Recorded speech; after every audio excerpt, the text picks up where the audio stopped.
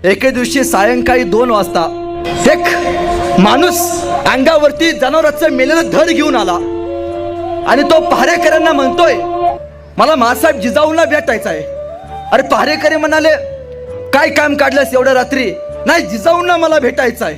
अरे रात्रीच्या 2 वाजलेत, सकाळी ये, सकाळी आल्यावरती तुला जिजाऊंची भेट घालून देतो. नाही नाही नाही, मला आत्ताच जिजाऊंना भेटायचं आहे.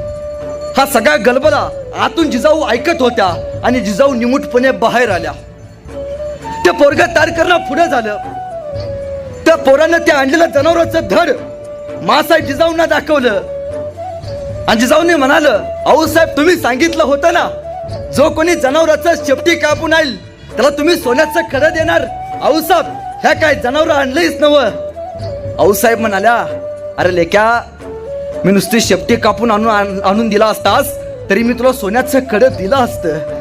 एवढं मोठं जनावर काय आणायची गरज होती?